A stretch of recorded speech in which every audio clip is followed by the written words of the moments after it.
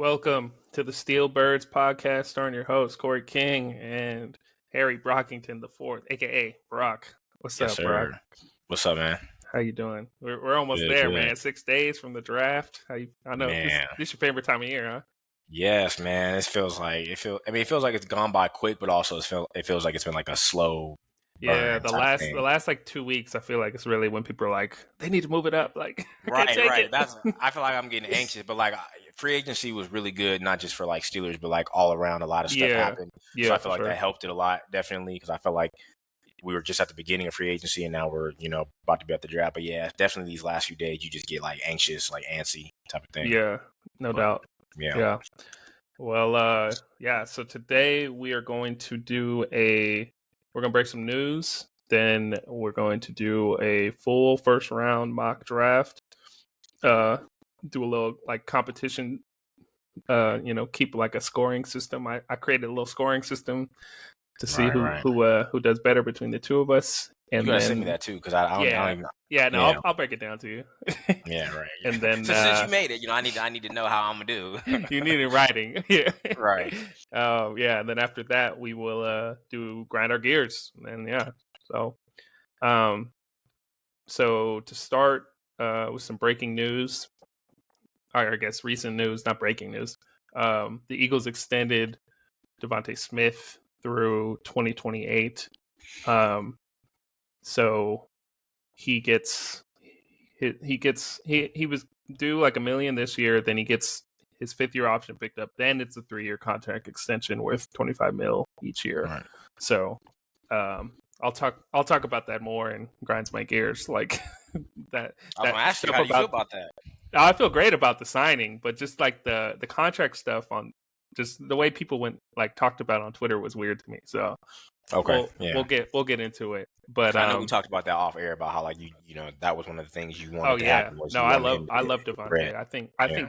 I think you put him if he was there for the Chiefs instead of Rashee Rice, people would have had him like it's like an all pro. I think if used as a one, I think he could do any Yeah. and everything. He's just Definitely. not a one on our team, which is fine because I think Yeah. we have a great 1-2 punch and he's a perfect complement to AJ Brown. So I'm glad we locked him up early. And in 2022 he broke the franchise receptions record for a receiver. Right. Yeah. And he's basically there. Warren Sharp tweeted a thing. It was like there were only 50 receivers last year who averaged 11 or more air yards per attempt on targets, 20 yards down the field. And out of those 50, the only person who caught like 72% of all their targets was Devontae Smith. He's the only person who like consistently catches the ball and is targeted downfield and can make plays. So like, yeah, man, I feel like he does his thing, man. Because I know a lot of people, like whether it's some analysts or even just fans, like feel like sometimes he just ghosts, he's gone or whatever. And it's like, I don't even know if you could really say that. It's just more like what you just said. Like, you guys have a true number one in AJ, and sometimes he just takes over the game, and sometimes you just need that. Like, that's okay. And to Devontae's support, I feel like he handles that very well too, because a lot of people who know, like, I'm that dude too. I could be a number one on 31 of the other team. He lets AJ do his thing. You don't really see, if anything, you see AJ that is kind of making a little bit of the rifts on the team.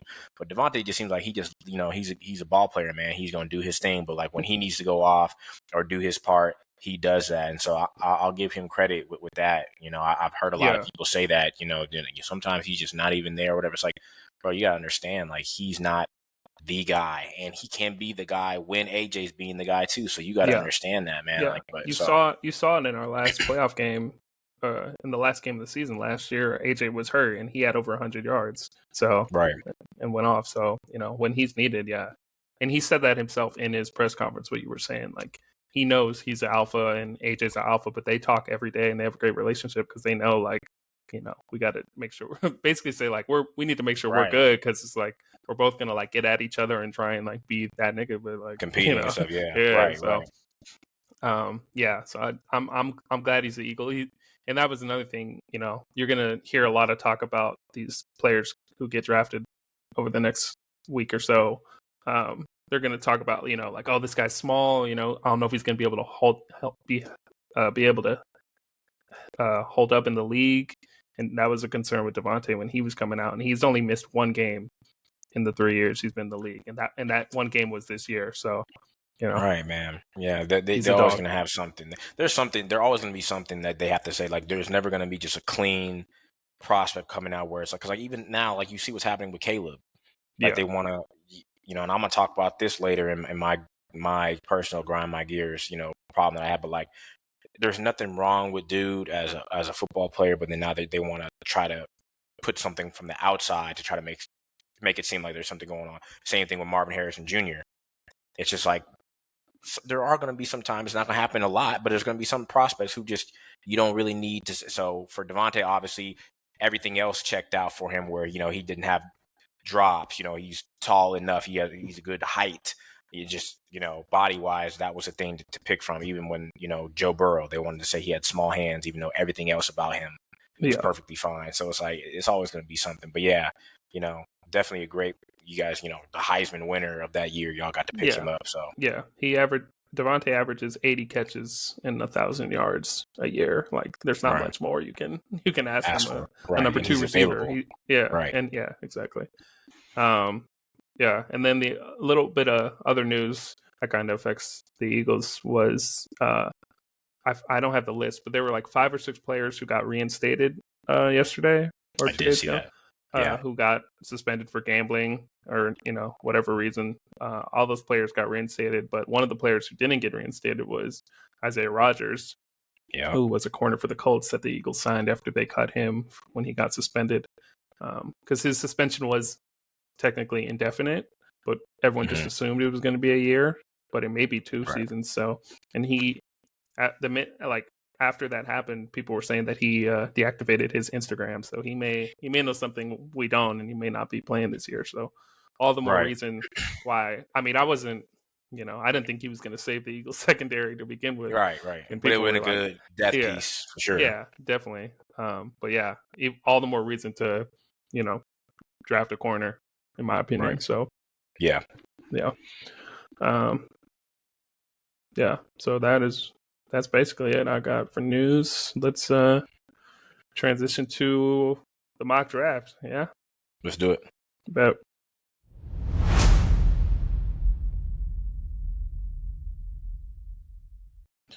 okay. So we got the mock draft competition. I set up a scoring system. Basically, Brock and I are going to pick all 32 picks for every team in the league, and whoever has the most points after the first round when we come on next week will be the winner. And the system I got here is it's going to be 1 point if the player you chose, like if one of the players you chose was just a first round pick, because some players you might have in your mock, they might not even make the first round. Right. 2 points if you get the player on the correct team. So if it's, say you had Brian Thomas Jr. to the Chargers, but they picked him at 26 and you had him at 23 or something, then you just get 2 points for that.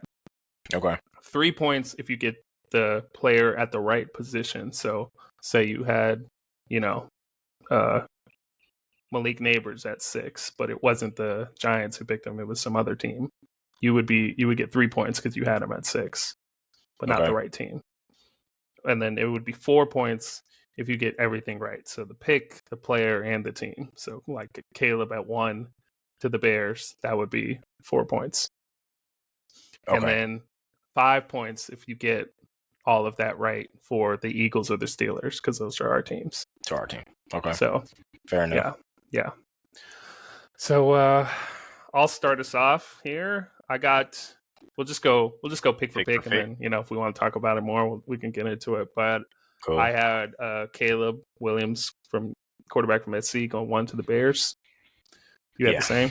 No quarrels about that. I have the Gotcha. same. I don't feel like I know when you make these mocks, especially dudes who are making like 5, 6, 7 different mocks, you want to switch it up and think about different, scenarios and all this stuff. But like, sometimes it's going to be what it is. And I know for the sake of TV, they have to do that. And like, the fans and everything. But like for me, like we know that's what's going to happen. We've kind of known Yeah. that, especially after them, trading Justin to us. Like it's kind of very known. So there's no flashy thing that you need to do there. That's just what the pick's going to be. Yeah. And you always, it's funny because the draft starts, you know who they're going to pick, but they take the entire 10 Right. minutes or whatever time they're given to Hopefully they don't. But yeah, listen to usually they calls. do. Yeah. They really milk it. Yeah. So then with my second pick, I went with Jaden Daniels to the Commanders. I also did that. I also took Jaden. I feel like early on, meaning like, beginning of the season, maybe even midway through the college season, it was just, the Caleb and Drake show, pretty much. That was the top. Going into the year, throughout the year, pretty much. Yeah, it was pretty much that. But then, Jaden kind of started catching some steam. He wins the Heisman.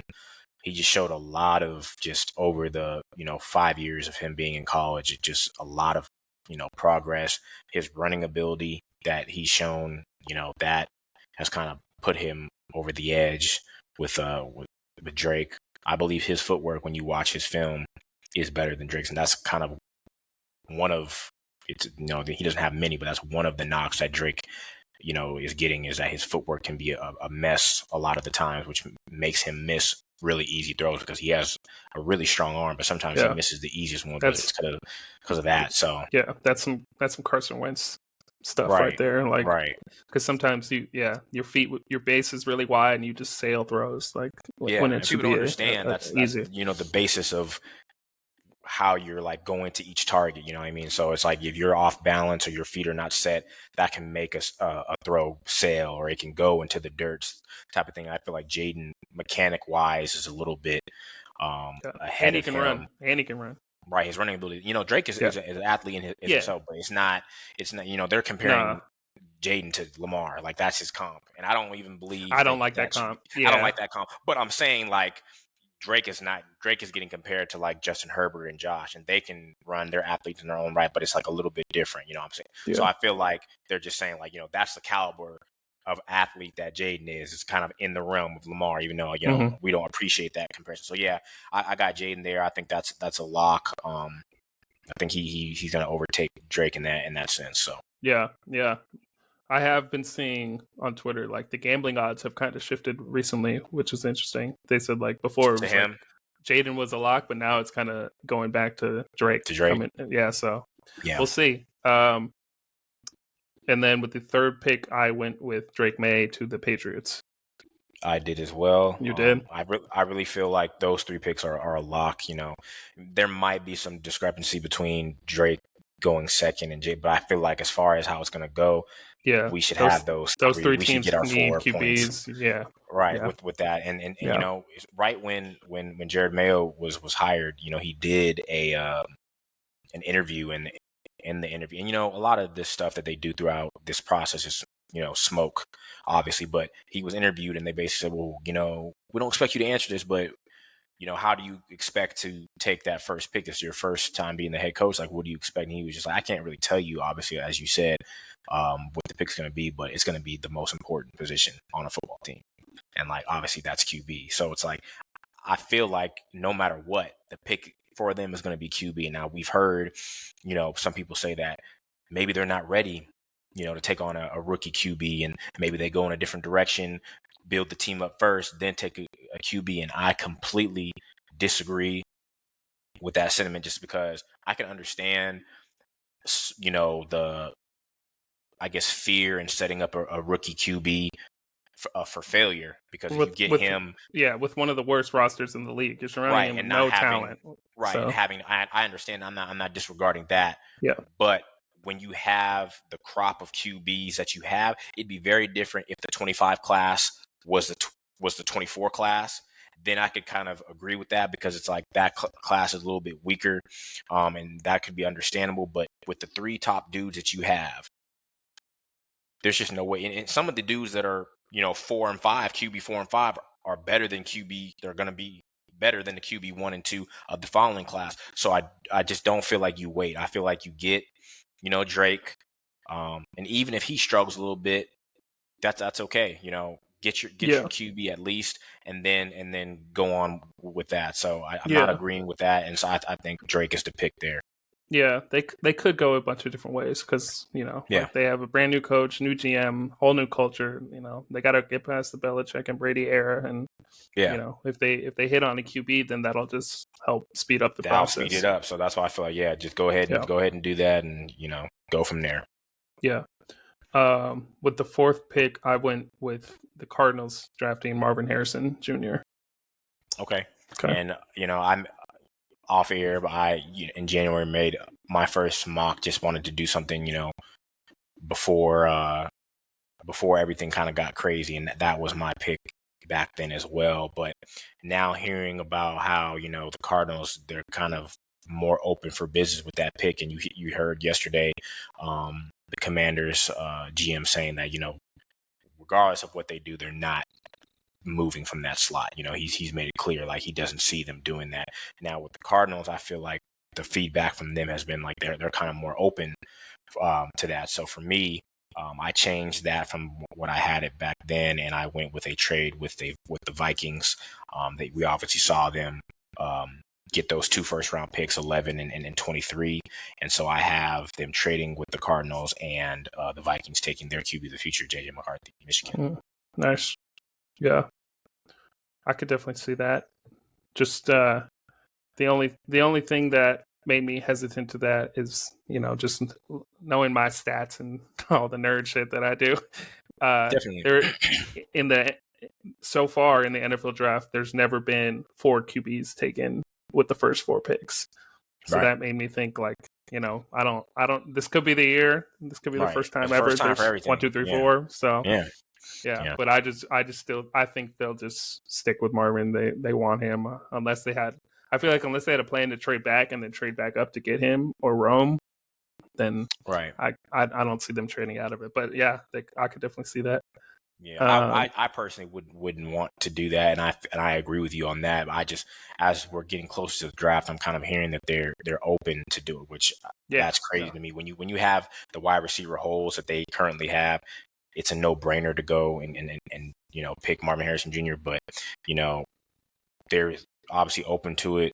That's what I'm hearing, and then the Vikings have been very, very aggressive in getting those 2 first-round picks so that they can go and get their guy of the future. So I see them doing that, and I feel like it makes more sense at that spot than 5 or 6 that some people have it. So that's why I chose that. Yeah. So then, with my 5th pick, I did what you just did. I had the Vikings trading up with the Chargers to get JJ McCarthy. So, Okay. Yeah. Okay. I just went with Malik Neighbors.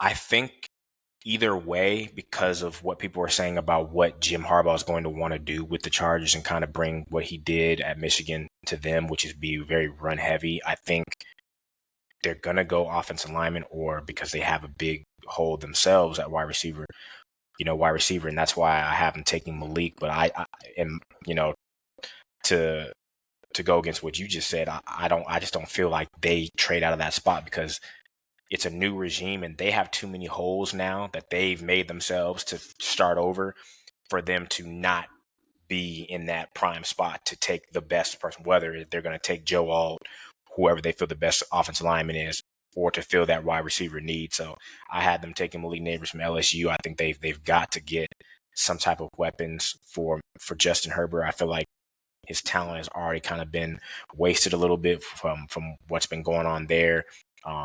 Get him an elite dude and start letting him cook, man. Don't let his prime years start to slip away. So, Yeah. So then with the 6th pick, I went with Malik Neighbors to the Giants. So just one pick after you there. Okay. Yeah.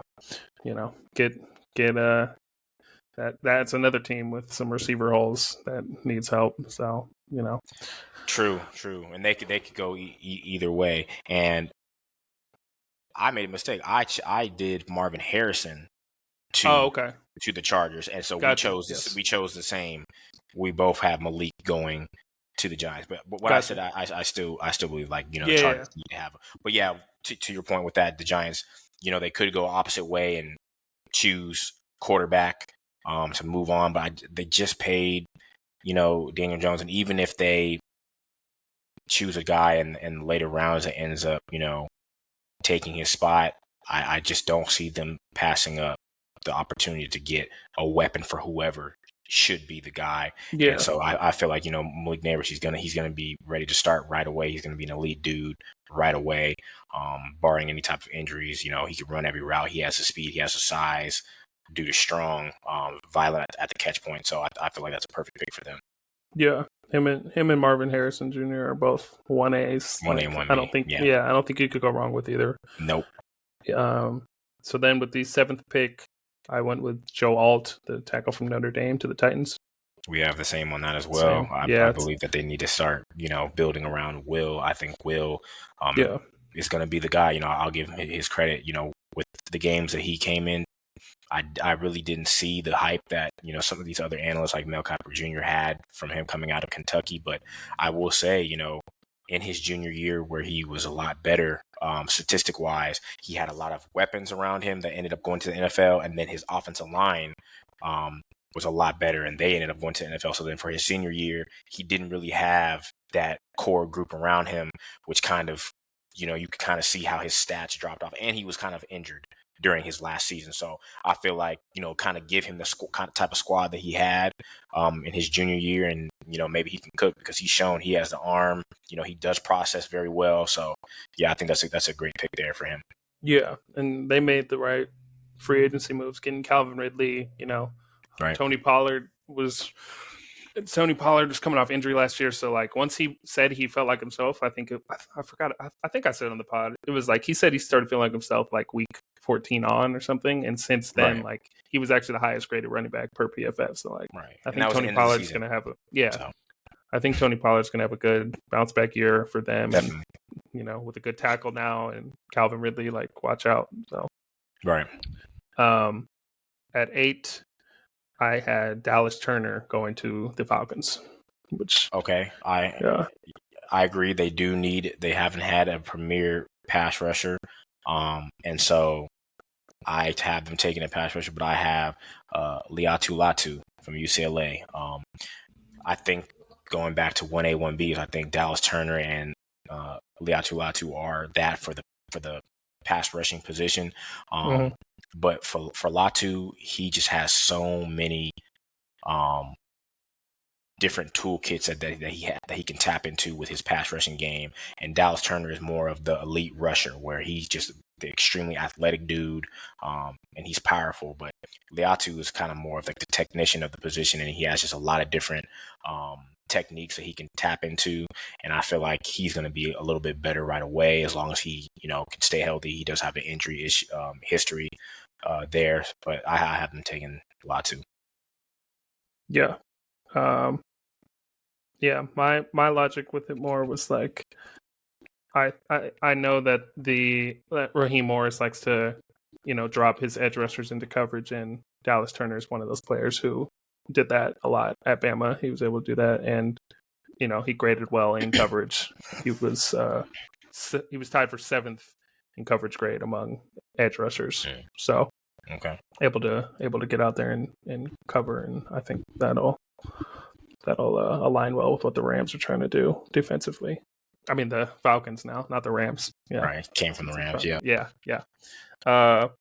So with the 9th pick, I went with Rome Odunze, the receiver from Washington, to the Bears.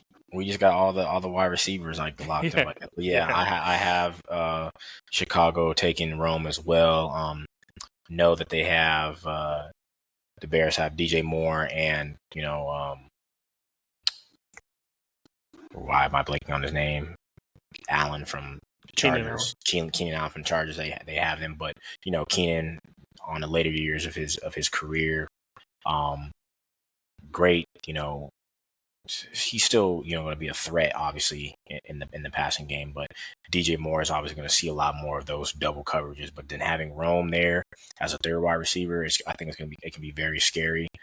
if they can hold up front for Caleb, but definitely can't pass on wide receiver in that, because having a trio, a legit trio, is a lot more of a danger, especially when you have one of your wide receivers kind of on the later part of his career. So I feel like that's a perfect pick for them. Yeah.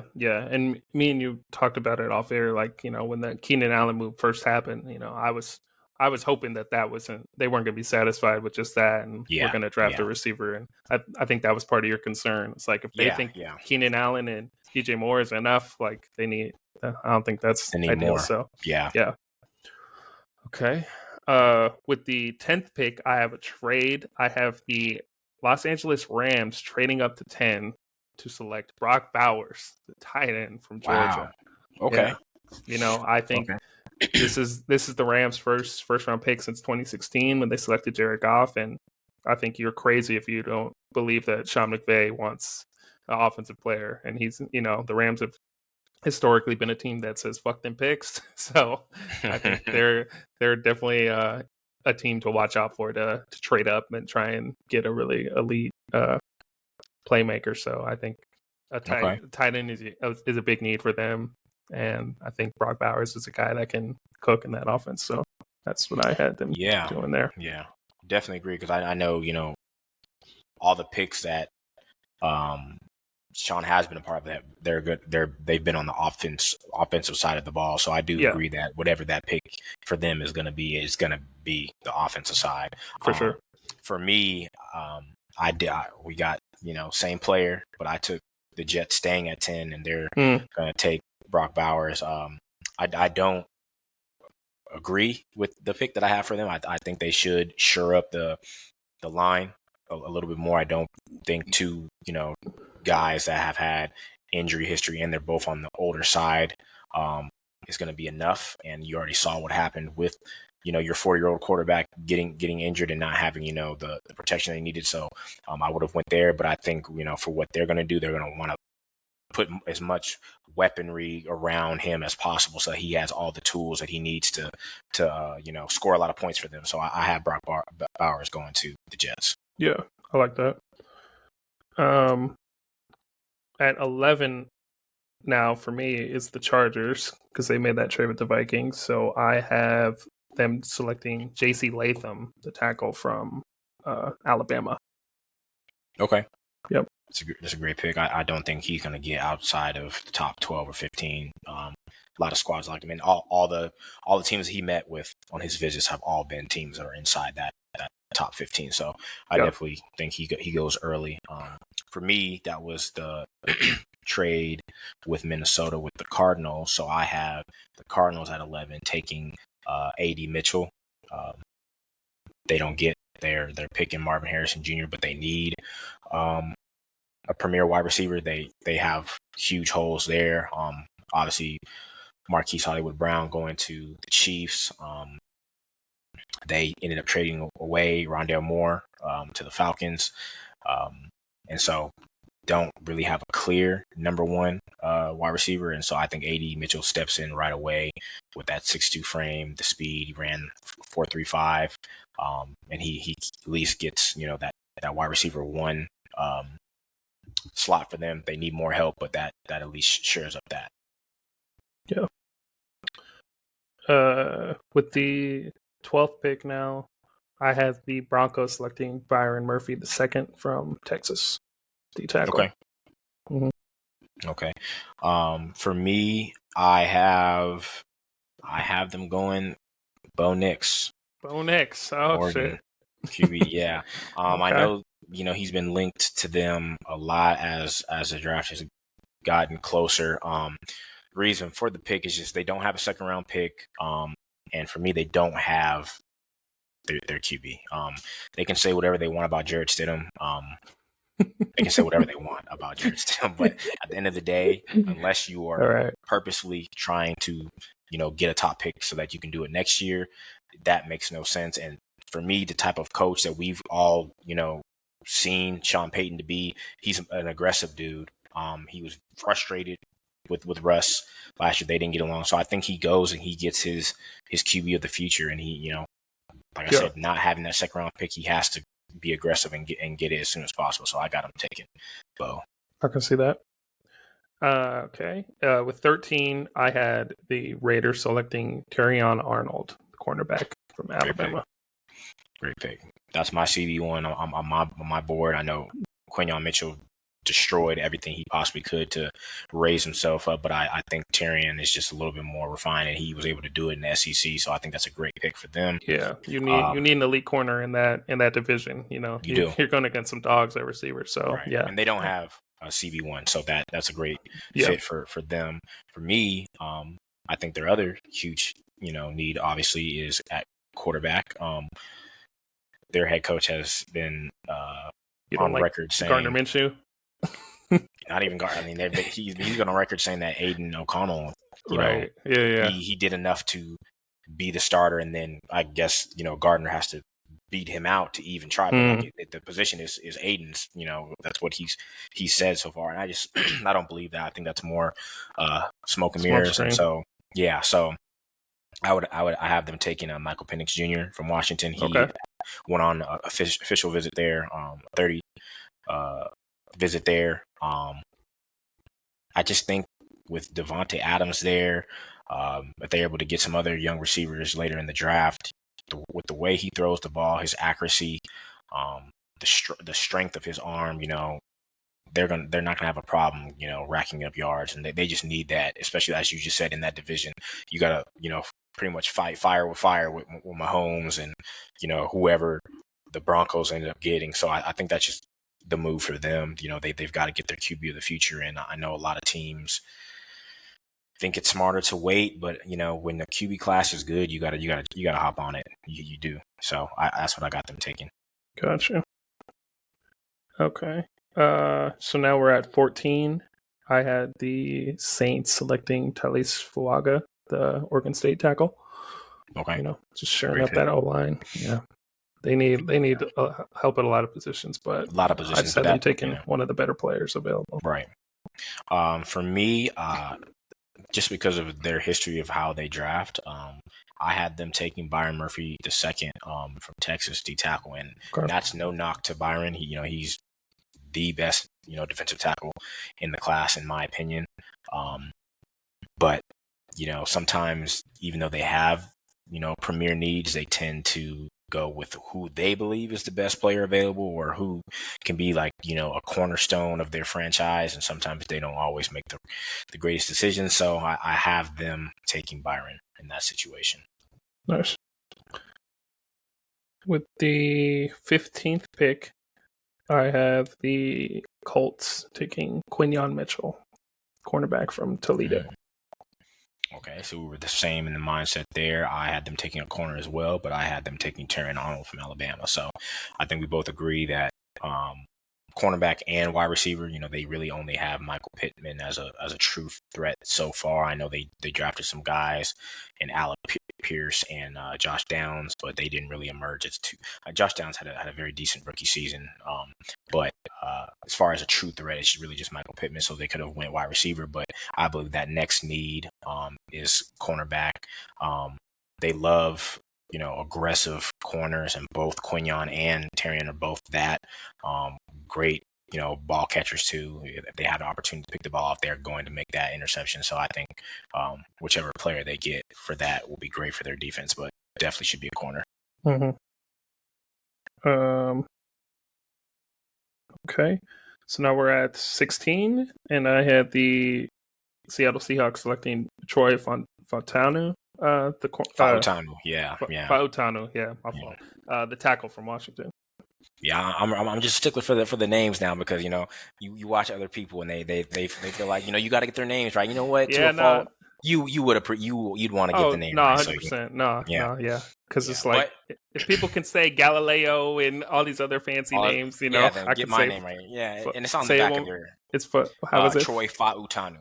Fautanu, yeah, there you go. Yeah. And so we were thinking similar minded there too. I had them selecting Troy as well, Fautanu, out of Washington. This is a dude that we've talked about already that has great versatility. He can play anywhere on the line. They have center and guard needs, so he could play either one. I think he's going to be more of a guard or a tackle. Some people don't like him as a tackle, but I don't think he'll be a center. But they do have a guard need, so I think he can slide right into there, and he'll be a great force for them for years. Gotcha. Who do I have next? We're at 17 now. Yes, Halfway sir, through. We got the Jacksonville Jaguars selecting Cooper DeJean, cornerback from Iowa. Great pick. Yeah, their secondary definitely needs some help there, and I think whether he ends up playing safety or corner or slot, whatever they end up putting him as, I think he can be a good player for in the league, but especially for a team like the Jaguars who need that help. So on that back end. Yep, I would definitely agree that DB is what they need, and so for me, I had them selecting Quinyon Mitchell. Nice. I feel like, just like you said, they just need a CB1. They need a lockdown guy. They really don't have a great pass rush, and so when you have that issue and the quarterback that you're facing is having a lot of time, it's only it only makes sense to have a guy that can lock it down on the back end if you're not going to get that pass rush that you need. So they definitely those work in tandem. They work in tandem. So you got to have one or the other. And so right now they don't have that elite pass rush. Got to have a lockdown corner. And so either one of those dudes would be that for them. Yep. Okay. At 18, I had the Bengals selecting Latu, the edge from UCLA. Okay. Yeah. Probably the best pass rusher in the draft, in my opinion. Best pure pass rusher. Yeah. I talked about his toolkit and the different type of pass rushing moves for a guy who hasn't even played a play on NFL turf yet is crazy. For a college guy, he had so many different moves, and he's very good at all of them. He doesn't have one move that he goes to, so I feel like that's a great pick for them. I went, the opposite side of the line. I feel like they gotta, Joe has had 3 straight seasons of injuries, man. I just feel like you gotta try to protect him as much as possible. And so I know they have 2 6'8" tackles, but having a guy in Olu Fashanu, which that's where I chose from Penn State, having a guy that can step in there if there's any injuries, he's a dude that's going to start for them for 10 to 15 years. And he was a guy that coming into the season was supposed to be, OT2. And so he just kind of slid a little bit due to some, I think he has some off the field issues, and then his medicals weren't, up to date, but I think he'd be a great tackle for them. Yeah. That leads me to my next pick. At 19 now, for me, it's the Jets because they traded back with the Rams, and I have them selecting Olu Fashanu. So same kind of logic there, shoring up the O-line for Aaron Rodgers. You would hope that's what they do. I hope that's what they do. Yeah, I hope Douglas, they don't go my route. Yeah. Joe Douglas, their GM, is he looks like an O-lineman himself. He's right. Former Eagle employee. But yeah, I think he likes to get the O-lineman that he likes. So I think that's kind of their thought process there. Solid. Yep. I had the Rams staying put there, and I had them taking a tackle, Talise Fuaga. As we talked about, I feel like Sean McVay, whatever that pick is going to be on the offensive side of the ball. I feel like they do have decent weapons, but got to keep, they have a older QB in their own right, Matthew Stafford, and they've got to keep him up and, and healthy before they choose to, go get their next guy. And so he has some years, I believe personally, that he can, still play at a high level. And so to help that, stay that way, gotta shore up the line. So I got him taking Talise Fuaga from Oregon State. Yes. So now with the 20th pick, I had your Steelers selecting Amarius Mims, tackle from Georgia. Okay. Yep. Definitely. I don't know what to think of. I'm mixed emotions with. I really wanted Amarius, but now I kind of wanted to go in a different direction. But as the draft gets closer, you always get that. Mm-hmm. You gotta change your mind. So with that being said, I have the Bills trading up with us, and they obviously traded away Stephon Diggs. They lost Gabe Davis in free agency, and they have a lot of needs in my opinion, on both sides of the ball now, but they've got to get a premier wide receiver. So I have them taking Brian Thomas Jr. from LSU. Nice. I like that. Okay. With the 21st pick now, I have the Dolphins selecting Jared Verse, the edge from Florida State. Okay. Yep. Yeah, they have two really good pass rushers in Bradley Chubb and Jalen Phillips, but both of them ended up going down and having injuries. So you can never have too many pass rushers. And maybe, Jared ends up being the premier one and takes one of their spots, but they were lucky enough to have two, and both of them kind of have injury issues. And so I feel like maybe starting over and seeing what Jared can do and staying healthy definitely makes sense. So I think that's a great pick for them. I have them taking a tackle, J.C. Latham from Alabama. I think they need, offensive line help as well. Helping Tua. He's another guy that can be a little injury prone, making sure that he, stays healthy, and plug him in at our right tackle. He's ready to play day one. Agreed. Okay. Now with the 22nd pick, I had my Eagles selecting Kool-Aid McKinstry, quarterback from Alabama. Good pick. Yeah, you guys have heard me talk senselessly about, the secondary. The Eagles need to address it for sure. And I think Kool-Aid would be a good player to put in there. And, just in terms of like the history of the Eagles picking first round picks recently, since 2016 when Howie Roseman like kind of got power back to select picks, all but one of their first round picks since 2016 have been a player who had a top 30 visit with them. In Kool-Aid, Cooper DeJean, Troy Fontanu, Adisa Isaac, Tyrion Arnold, Chop Robinson, Latu, Tyler Guyton. Those are some projected first round picks who met with the Eagles in their top 30 visits. So I think because Cooper DeJean is gone and Kool-Aid's there, I think that was kind of their thought process. That would be their thought process there. Definitely getting a guy that they met with and they like a lot, and they've met with him multiple times now. So I think that's kind of not a lock, but I think that'll be a very sure pick if that's how the draft kind of falls to them. Definitely, and we talked about it, with the issue with Isaiah Rodgers and not being able to possibly play this. That's what it's looking like for you guys, and not to say that he was going to be a premier lockdown guy, but he definitely would have provided some very decent depth. So I feel like the pick for you guys is definitely going to be some type of DB, and so I have you guys taking a DB as well. I have you guys taking Cooper DeJean. Whether he's going to be a cornerback for you guys or a safety, either one, he fits in there perfectly, and I think he starts day one for you guys. Yeah. With the 23rd pick, I have the Chargers now because they made that trade with the Vikings. I have the Chargers selecting Brian Thomas Jr., the receiver from LSU. So to your point earlier, like they need to get Justin Herbert help, so I think if they did make this trade, getting a tackle at 11 with J.C. Latham and then a receiver at 23 is, if those picks hit, you're off and running. You're shoring up the O-line and helping Justin Herbert help, and let's see what Jim Harbaugh can do, and let's go. So. Right. Yeah. So for me, I had that trade that the Vikings had with the Cardinals. So the Cardinals have the 23rd pick, and I have them choosing Nate Wiggins. I had them getting their wide receiver 1 and A.D. Mitchell with the 11th pick, and now they get a corner, which they are in desperate need of DBs. And so I feel like he comes in and starts for them right away as well. Yeah.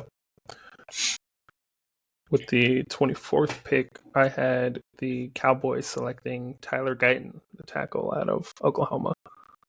So, over the years, their tackle situation and O-line situation has kind of fallen off. They've kind of lost some depth and some pieces. So I think that's a guy who can step in and play right away for them and, help them. Agreed. Yeah. And they love the, whether it's they love the upfront, whether it's defense or offensive side of the ball. And so I had the same thought process there, and I had them taking Graham Barton from Duke. Another dude just like Troy Fa'utanu can play all across the line, and so whether they need him at center, guard, or tackle, he's going to be great at all those spots.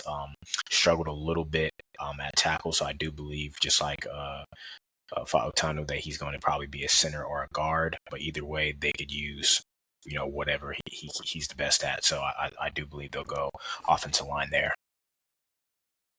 Yep. And with the 25th pick, I had the Packers selecting Graham Barton. So kind of same thought process there. Next tackle there can help shore up the O-line. So, yeah. Yeah, definitely, especially with they kind of have a hole there at tackle. I had them choosing Amarius Mims from Georgia. Nice. Mm-hmm. So I kind of had the same thought process. They need to kind of shore up that line, make sure Jordan Love stays upright. Okay. And with the 26th pick, I had the Bucks selecting Chop Robinson, the edge from Penn State. The Bucks kind of have a lot of holes in a lot of different positions. Yeah. So I just kind of went with who I thought was one of the better players available and a need for them. So I went with Chop. Again, we've been on the same page with a lot of our picks. So for me, I also agree that they have a lot of needs, but I went with edge and I went with Dallas Turner. I think he's still a first round pick. He's going to fall a little bit, but I have them taking a pass rusher as well. They need, someone that's going to help, Vita Vea and those guys up front, rush the quarterback. And I feel like he's a great athlete to do that for them. So now with 27, for me, it's the Cardinals. It's still, because they had that Houston trade from earlier, from last season, and I have them selecting Nate Wiggins at 27. So kind of similar to you, right? Just a later pick, but Nate Wiggins is gonna come in there and be their QB CB1, which they need. So, yep, solid pick. I have them taking Tyler Guyton, tackle. I had them. Okay. As I said, they took A.D. Mitchell at the 11th, got Nate at the 23rd, and then with the third first-round pick, which that's what they say they want in their package. So I guess they get their wish in my scenario. They get their third pick, and they choose Tyler Guyton, help Kyler Murray stay right up. And, I think Tyler's going to be more of a raw project. He's going to probably need to get, eased into the role, but, he's a guy that can be there for him for a decade if they need him to be. So. Like that. With the 28th pick, I have the Buffalo Bills selecting A.D. Mitchell, the receiver from Texas. So get their receiver one now that Stephon Diggs is gone, speed guy. So I think they're in desperate need of a receiver, and he can step in and be receiver one right away. So. Yeah, I had them taking him as well, just a little bit sooner. I think they're gonna be a little thirsty, as they have to be, to try to get up and get that guy because of their situation. And wide receivers are gonna kind of go how the tackles are gonna go in this draft. They're gonna go really fast. But to that point, like I said, I had them trading up with us. So at 28 is my Steelers, and I have us taking center from Oregon, Jackson Powers Johnson. Nice. I took him with the next pick, actually. The 29th pick, I had the Lions selecting Jackson Powers Johnson. So really? Okay. One of the Lions have one of the best O-lines in the league, but center is one of the low key needs for them. So I think he can just be there for him and play right away. Okay. For me, I had the Lions there at 29 as well, but I had them taking Kool-Aid McKinstry. Like you said, Lions have a great offensive line. I feel like over the years they've just really drafted well. Even though some people did not like the picks that they had last year, they showed them otherwise. They all contributed in a huge way. But cornerback, I think, is a very, very weak position on their needs. And with Cameron Sutton, he had off the field issues, so that's one of their corners who, in my opinion, is not an elite corner in his own right. I can say that because he was on the Steelers and he was our, CB3. But to that point, it doesn't look like he's going to be back.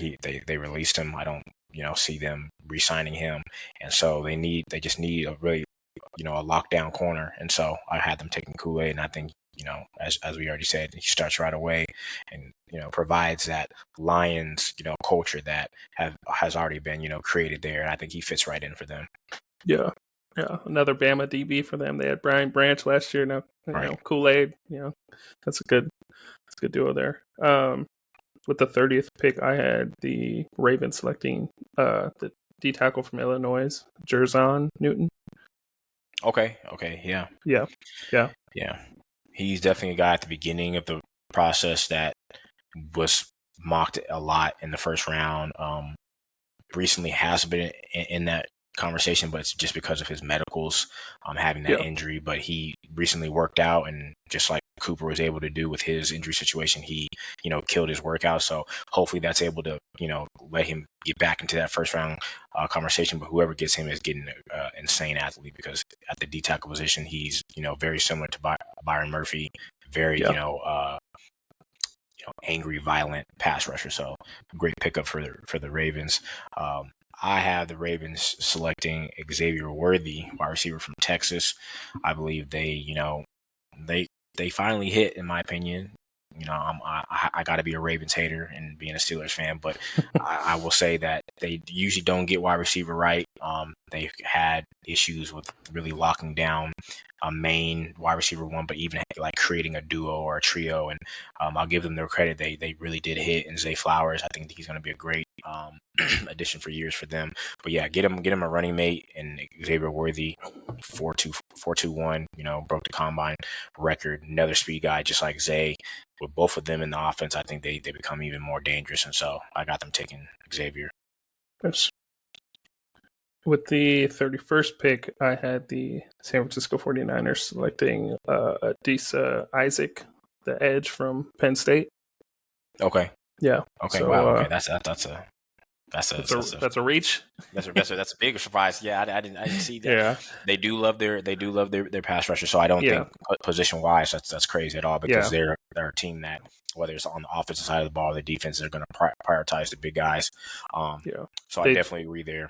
Yeah, and they traded for Chase Young, and then he signed. Who did he sign with? Is it the Saints? Yeah. So lost. So they traded for and then lost an edge. So they just want to make sure that they keep that pass rush good. Understandable.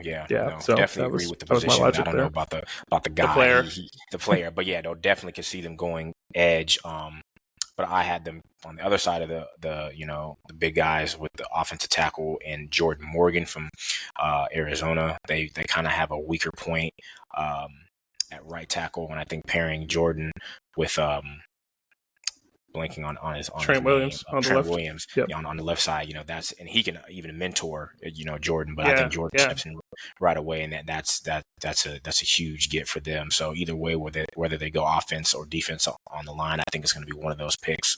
We'll see what happens. Yes. And to wrap it up, I had the Kansas City Chiefs selecting Ladd McConkey, the receiver from Georgia. Love Ladd. Yeah, guy who can run every route. You've seen the clips. You've seen everything shifty. from him. He's real shifty. Yeah, kind of gives me kind of reminds me of Antonio Brown. Honestly, the type of way he can run routes and just get open. Yeah, dude is high caliber athlete, so I can definitely see that. Yeah, and they need it. True. I have them taking a wide receiver as well. I have them taking Troy Franklin, though, a little bit of a bigger wide receiver that can stretch the field. They're kind of having an issue with Rashee Rice right now. We'll see how that kind of unfolds, if he's able to play this season or if he's going to be able to play the whole season. We don't know if he'll get suspended. So that they already have Hollywood, Marquise Brown that they picked up in free agency, need somebody that can be part of a duo or trio depending on what happens with Rashee. So I definitely feel like their first pick got to go wide receiver to help out Patrick Mahomes. And if they want to, be the first team to do the three-peat, more weapons is not, something that will hurt them. So I like that. So yeah, that's our mock draft. We'll see how we do, how the scoring system shakes out there. So what I just want to see. So I had 1, 2, 3, 4. I only had 4 quarterbacks going. 1, 2, 3, 4. Yeah, I only had 4 quarterbacks in the first round. You had I 6. had all of them. I had 6. Yep. You had every last one of them. All of them. Yeah. So Okay. Yeah. Okay. So just just knowing my little nerd stats, there hasn't been 6 QBs drafted in the first round since 1983, and that is if I'm not mistaken, that's the draft with John Elway and Joe Kelly yes. and Dan Yes. Marino. So yeah, Yeah. that would be historically cool if they Yeah. 6 QBs go in the first round this year and they end up having like a historic Hall of Fame type class Right. there. Yeah. And I What was just about listening to that the other day. Yeah, that's true. what about receivers? How many you got? 1, 2, For receivers, 3, I had 1, 2, 4, 6. I had 6.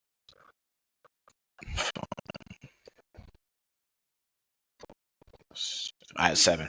Okay. You had 7. 7 would tie the most ever since 2004. There were 7, Okay. so that would be interesting. The last time there were 6 was 2022. Okay, so not that crazy Yeah. to have 6 or more. Right.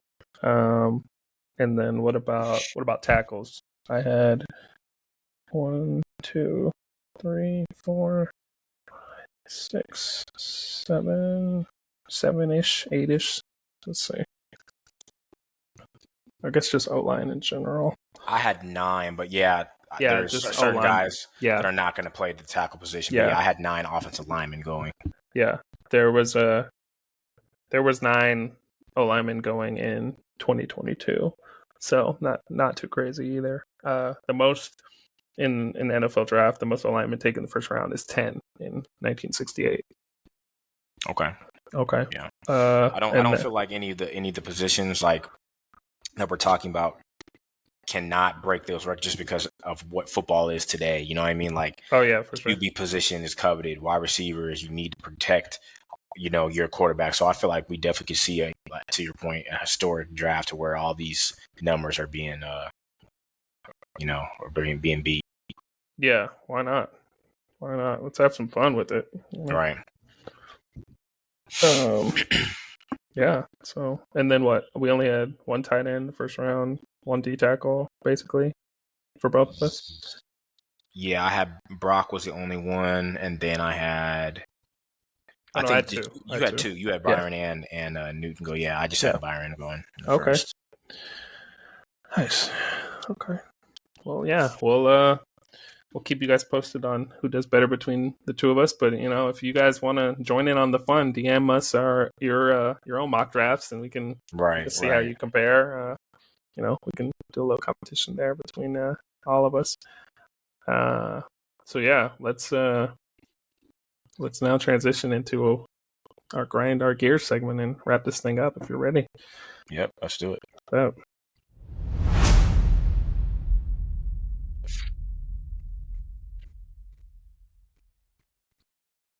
Okay, you want to start us off? What you got?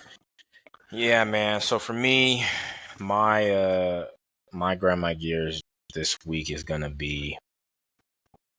I had a few, but I think I'm gonna go with prospect fatigue, man.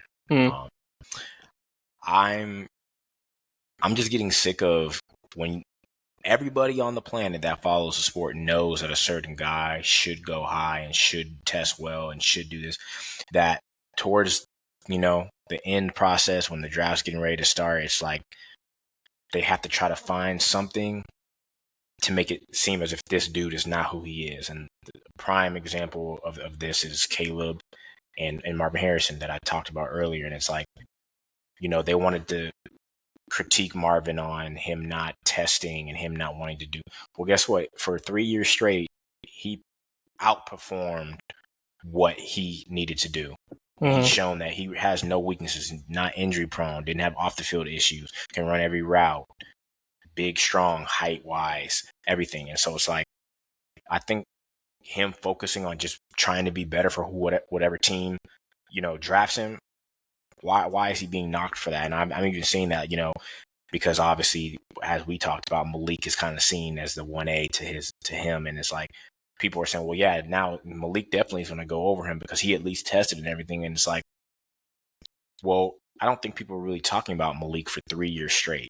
And I think since Marvin Harrison Jr. was a freshman at Ohio State, people were already talking about, in 2 years, there's no way this dude is not the first wide receiver taken.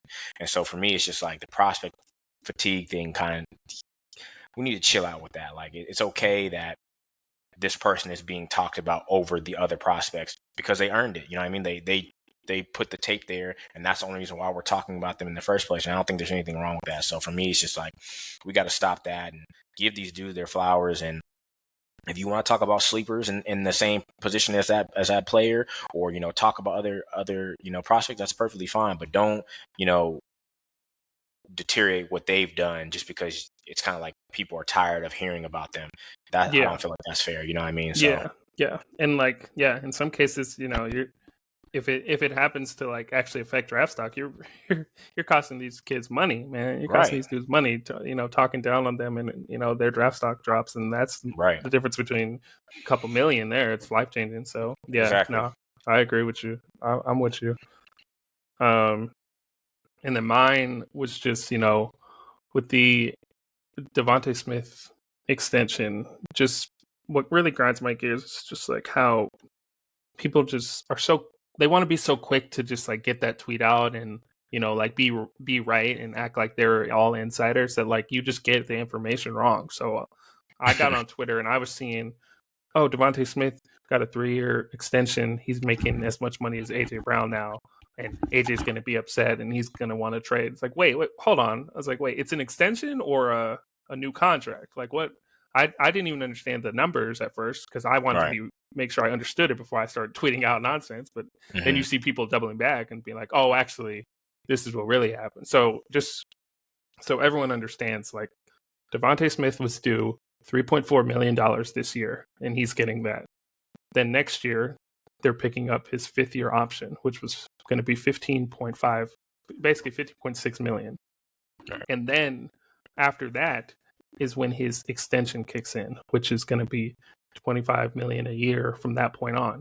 So for the 5 years that this contract is under, you know, whatever, he's making like basically 19 mil a year.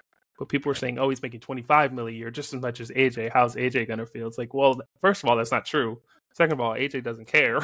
Why would he care? Yeah, he got his money. Let Devontae get his money and let them both cook. But like, it's really bothered me that people were just trying to, you know, immediately be like, oh, here's what happened. And it's like, okay, you clearly don't understand the contract and how that works.